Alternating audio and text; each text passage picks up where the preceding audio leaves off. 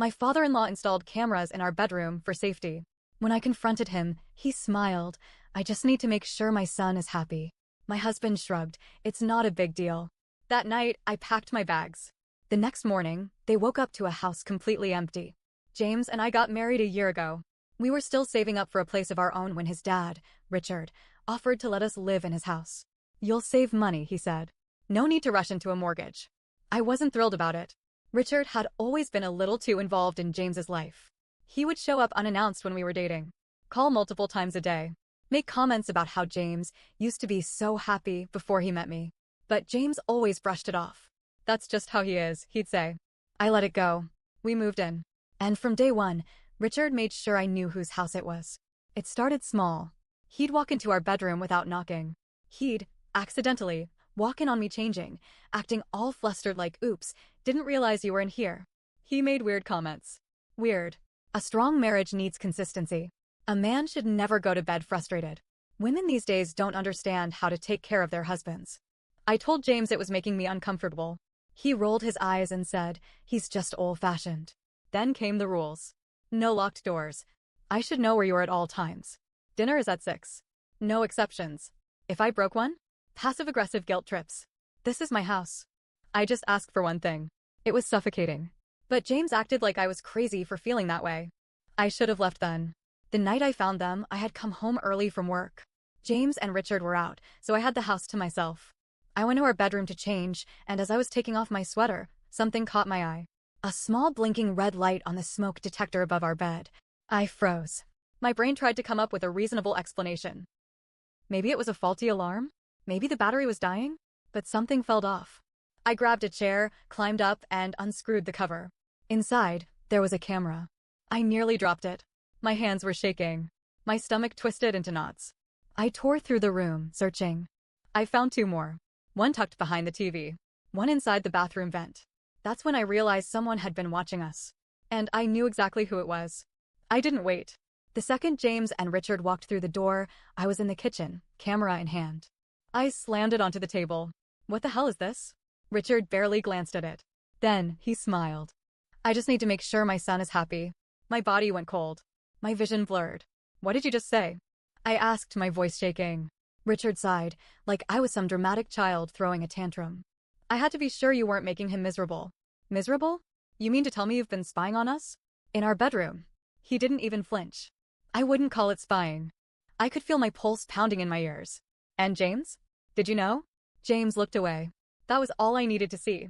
I turned to James, hoping, praying that he'd be just as horrified as I was. That he'd grab the cameras, throw them in Richard's face, and tell him to get the hell out of our lives. Instead, he shrugged. He shrugged. I mean, it's his house, he said. If it makes him comfortable, I didn't even let him finish. Comfortable? James, your father has been watching us. In our bedroom. He sighed, rubbing his temples. You're overreacting. I swear to God, something inside me snapped. I had spent months trying to be the perfect wife. Trying to ignore Richard's controlling behavior. Trying to justify James's indifference. And for what? For this?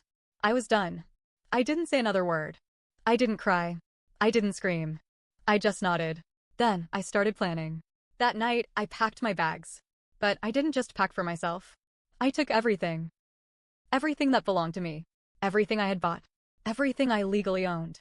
I called my best friend and told her I needed a place to stay. Then, I made a few more calls. The next morning, they woke up to a house completely empty. And I wasn't done yet. I stood outside, watching the house one last time. It was quiet. Too quiet. James and Richard were still asleep inside, clueless. They had no idea that the life they knew was about to implode. I climbed into my friend's car and didn't look back. But I wasn't done yet. This wasn't just about leaving. It was about revenge. James woke up to nothing. No furniture, no clothes, no electronics. Even the bed was gone. I ignored his calls. The first few were angry. Where the hell are you? Why are all your things gone? Come back and stop being crazy. Then, the guilt tripping started. You're overreacting. It wasn't a big deal. We could have talked about this. I didn't respond. Then Richard called. I didn't pick up.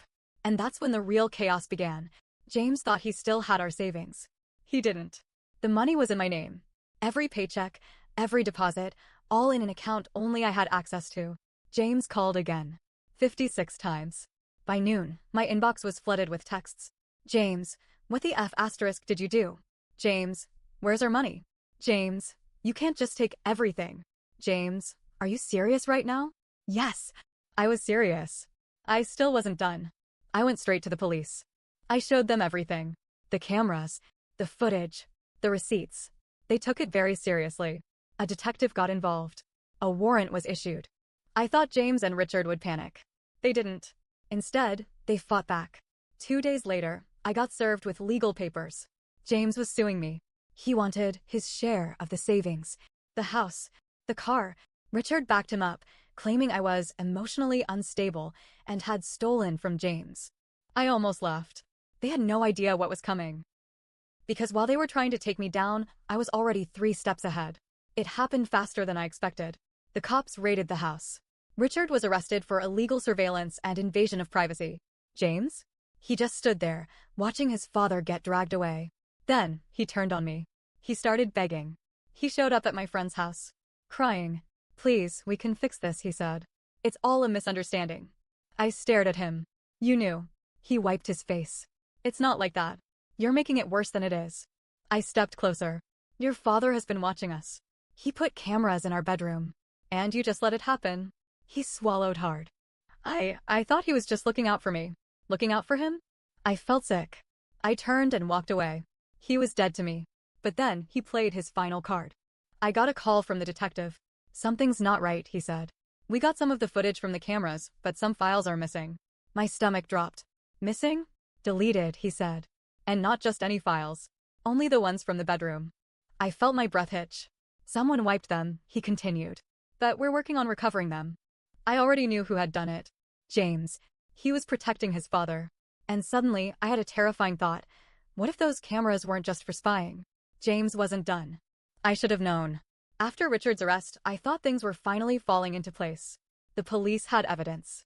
I was free. I was ready to move on. Then the detective called. And everything turned upside down. Detective Harper was the one handling Richard's case. He had been thorough. So when he called me and said, something doesn't add up, I knew I wasn't going to like what came next. We recovered partial footage, he said. Enough to prove illegal surveillance. But the files that were erased? Those weren't just random. I gripped my phone. What do you mean? They were only from one camera. The one in the bedroom, he said. And it wasn't Richard who erased them. I felt my stomach drop. What? Based on the timestamps, the footage was wiped at 4:12 a.m., the night before you left. I did the math. Richard was asleep. James wasn't. My brain refused to believe it at first. James was a coward, a liar, a manipulative, weak-willed little boy who never stood up to his father. But was he something worse? The only reason to delete that footage was if there was something on it that could be used against him. Or something that could be used against me. I spent the next 3 days barely sleeping, replaying every memory, every moment in that house. What did James do at night when I was asleep? What had I done that he didn't want the police to see? The worst part? I couldn't remember. But I knew one thing, James wasn't panicking because of Richard's arrest. He was panicking because he knew what was coming next. The tech team recovered one file. Just one. A single 1-minute clip. I met with Detective Harper at the station. He set up a laptop and hit play. And suddenly, I couldn't breathe. It was our bedroom. Night vision mode. The timestamp read 3:47 a.m. I was asleep. James was awake. Standing over me. Just standing there. Watching. He didn't move. Didn't touch me. Didn't say anything. Just stared. For several minutes. Then, he stepped out of frame. A few seconds later, the screen cut to black. That was the last file before everything was erased. I grabbed the table to steady myself. My skin felt like it was crawling. I looked at Detective Harper. What the hell was he doing? Harper exhaled. That's what we need to find out. I went straight to my lawyer and filed a restraining order.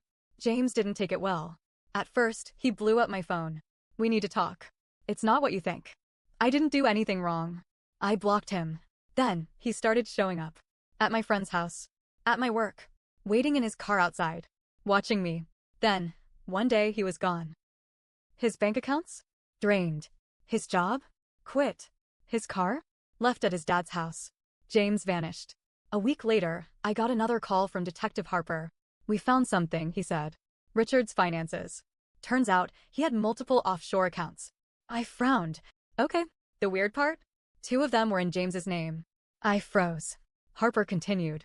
We're talking about hundreds of thousands of dollars. Money that Richard shouldn't have had. Money that we don't know where it came from. I gripped the phone. What are you saying? I whispered. There was a pause. Then, I don't think your father-in-law was the mastermind here, Harper said. I think it was James. Suddenly, it all made sense. Richard was controlling, but he was sloppy. James was quiet. Careful. A planner. What if the cameras were never about Richard watching me? What if they were about James controlling me? What if I was never supposed to find them?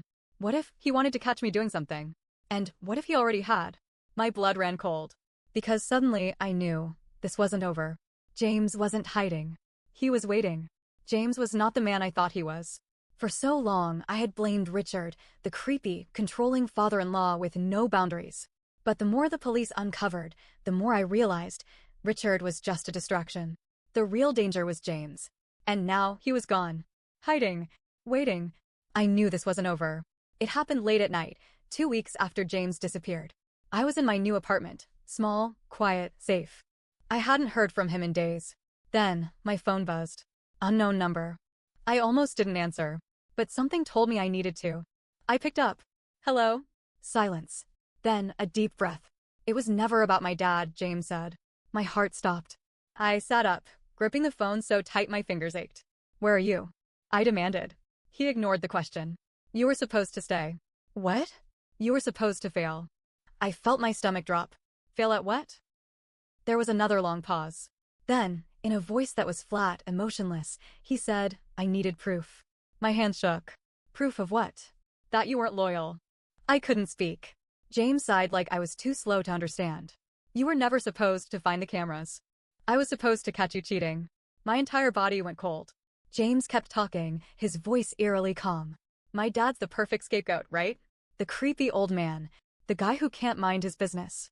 You blamed him immediately. He laughed. That's why it worked. You set me up, I whispered. I had to be sure. I thought back to every argument about Richard, every time James had dismissed my concerns. He had been letting me believe it was all Richard while setting me up the whole time. What if I hadn't found the cameras? I asked, my voice barely above a whisper. There was a pause. Then, James chuckled. Then, I would have had what I needed. My stomach churned. The cameras weren't just about watching me. They were bait. James wanted footage of me with another man. Proof that I was unfaithful. Leverage. But I hadn't cheated. So why erase the footage? Why delete it? I asked. If I didn't do anything wrong? James sighed. You didn't. Something in his voice shifted. You were good, he admitted. Too good. That's why I had to start pushing you. Making you doubt yourself. Making you miserable. I clutched my stomach. He wanted me to break. He wanted me to feel so unloved, so unappreciated, that I would turn to someone else. And if I had? He would have caught it on camera. The money, the lawsuit, the manipulation. It was all planned. James was still talking, but I wasn't listening anymore. Because suddenly I knew where he was. And I wasn't running anymore. I called Detective Harper. We need to find him, I said. Turns out, James wasn't as smart as he thought. While he had drained his personal accounts, he was still pulling money from one of the hidden accounts tied to his father. The police had been tracking it. And they knew exactly where he was. James had checked into a hotel downtown. I told Harper I wanted to be there when they confronted him. He hesitated, but eventually agreed, as long as I stayed behind the officers. I agreed, but I had no intention of staying quiet.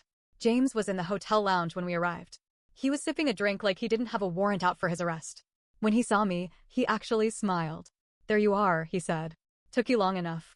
2 officers stepped forward. James Carter, you're under arrest for fraud, illegal surveillance, and James laughed. The officers grabbed him. He didn't fight. He didn't struggle. Instead, he looked straight at me and said, You think you won? His voice was calm. You'll never be free of me. Then, the officers dragged him away. James didn't get away this time. His offshore accounts? Frozen. The lawsuit against me? Dropped. The missing footage? The police were still recovering files, but it didn't matter. The case against him was already strong enough. As for Richard? He tried to fight the charges, but with so much evidence, he had no choice but to take a plea deal. They were both out of my life. But their words? That last sentence James said? It stuck with me. I wish I could say I never think about him. That I never wonder what would have happened if I had stayed. But sometimes, in the middle of the night, I wake up thinking someone is watching me. Even though I know the cameras are gone. Even though I know he's behind bars. I still check. Because deep down, I know men like him don't stop. They wait. And one day, when I least expect it, James might come back. But next time, I'll be ready.